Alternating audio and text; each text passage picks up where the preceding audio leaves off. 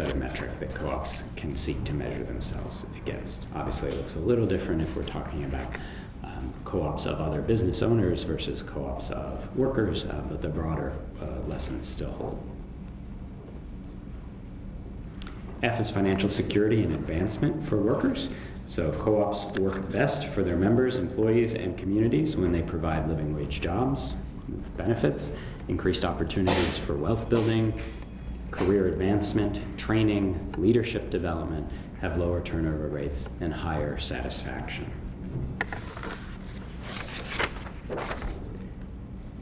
So here's an example of some of the specific metrics that we thought could be looked at, and look at to the extent to which the co-op is providing increased levels of living wage jobs with benefits compared to other types of employers. Again, this makes most sense for us in a couple of these categories. We have different examples for some of the others.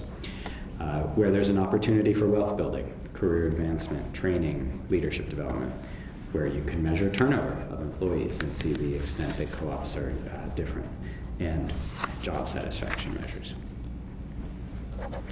Okay, this is our last ABC, and then I'll have a couple of wrap-up thoughts, which is growth. So here we're talking about local and regional anchors, about promoting economic growth through stable jobs, high industry standards, consistent services, economic multiplier effects, increased community investment, and local procurement. So this example, I want to lift up food and grocery, so we can look at the extent to which food co-ops do local sourcing, the extent to which they do local employment and profit sharing, and then how that results in increased community investment. And again, that could be measured for your single co-op over time to see how we're changing against other peer co-ops or against other types of food and grocery distributors and sellers. Okay, so a couple of slides before I turn it to Margaret on how we would apply this framework in the real world. The words on the page can look nice, but what do we do with them? So first, there's a process of brainstorming what data you need to establish these metrics, and how are you going to get from the metric to the actual indicator that you're going to be measuring. And that starts with some amount of review of existing metrics that are relevant. And there's the hard part about prioritizing. Often when I work with groups, there's a lot more possibilities than there are abilities to actually see through the data collection needs, the reporting needs over time. So there's some prioritization. And there's definitely a cost and a benefit calculation to that. The next thing that I would encourage the sector as a whole to think a little more carefully about is counterfactuals. So what is the comparison? What are we telling the story different? And that could just be over time, as I've been talking about, but it could be to non-co-op businesses that allow you to tell a convincing story about the impact of your organizations. Next is to finalize the set of metrics, including outputs and outcomes. Ideally, that could be causally attributed to your effort, but at the very least, finalized. And specify a process for completing it, who's getting it, what are the audiences, pre-test, pre-test, pre-test, collect and analyze, put the data to use.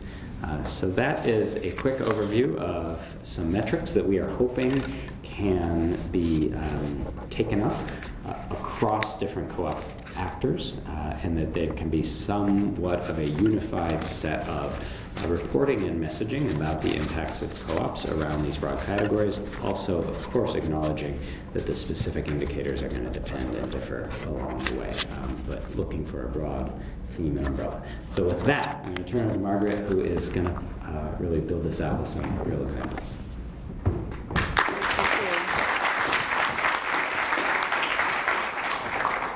All right, make sure I know how to do this. Yes. Yes. Okay. Good. All right. Thanks so much. So my part of this assignment was kind of the squishier part, which is, sure, there's lots of things, there are outputs that you can measure. They're like sales and revenues and this and that and turnover rates and stuff. But I think that all of us that work in the sector know that some of the most real things that happen on a personal level, or happen amongst people within an organization, or really just things that you get much more from the stories that somebody would tell you about the difference that a co-op made to them, or to their families or their community or whatever. So that, from the beginning of this project, it wasn't really just about the data, it was about the metadata and the story and putting those things together to talk about impact. And so I'm partway through this paper, not all the way through this paper, but we're going to look at 6 sectors, and 4 of them are represented here, and then really thinking about how these different sectors embody the ABCs, and then looking at a deep case study to say, well, what does that really mean, to somebody? So, so here's kind of how I did it. It's like telling the stories, but like what I'm thinking about is like, well, what do we want? I mean, when you talk about impact, right? Like, well, what do we want to do, right? Like, and how do we know when we do it? And if we are doing it, how do we do more of it? Like, or how can somebody else do it the way we do it so that we get more of that? And a lot of that stuff tends to come out of case studies, particularly as a developer. I think about here's a co-op I admire. How can another co-op be more like that co-op, or adapt those lessons in their community? So, and so part of, in sort of looking at kind of the intellectual underpinnings of my case study work, and I guess you might say, like, why John Dewey, right? So John Dewey is a, late 19th century thing, American thinker, philosopher, really most well known for ideas on progressive education, but also wrote quite a lot about democracy. And kind of one of the reasons to start there is that that's an example of thinking about the structure of something that's pervasive, like in the case 19th century education, like they whack you with a ruler on your knuckle to make you learn, and thinking about, and that was just like how everybody did it. It's how people had done it for a long time, and then trying to think about, well, what if you did it a different way, right? Like, would we get a different result? To structure something. And so, from a co-op point of view, I think one of the big lessons is structure matters, and that not for charity but for service, like that's us, and that matters, right? So that if we structure our product and service delivery and production differently, could we actually get something different out of the American economy and about people's work experiences and all kinds of ways? And so that's, really the idea is like we're saying, yes, it is. If we structure something different as a co-op, we have the potential to get a much different and better and richer result out of that. And another part of the learning, I think, that comes not just from Dewey, but from lots of people, is that the process is kind of the part of the product. And I think we all see that in the democracy part of cooperatives, that the fact of actually being a co-op makes that thing different. I mean, it makes it different because somebody asks you. And even if you come out with the same vote that the CEOs would have had, it's maybe different on a lot of ways, because everybody considered it and they said, yeah, I think that's the right path too. Members are all going to vote about something. So this is Dewey saying education is not a preparation for life, it's life itself. And again, that spoke to me from a co-op point of view, is like co-op's not the end, like the co-op is the thing, right, that we're all doing. We're cooperating, we're co-oping when we're doing things. And then part of this case study is to think about, like, well, what does that look like when we're doing it? So anyway, this is just all kind of the background of the thinking of the case studies. And then here, I think a lot of you know Ian McPherson, a professor, Canadian professor, who's just a huge intellectual light in this idea of co-op studies.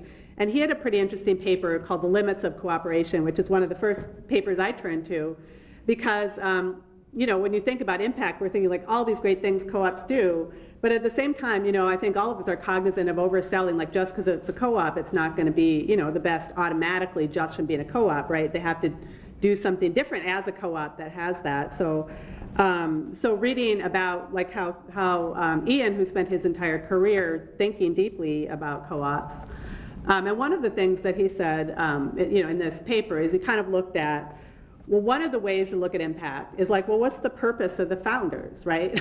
So you're like, well, what impact does this co-op have? You're like, well, what impact is this co-op trying to have? Like, what did people want when they came together?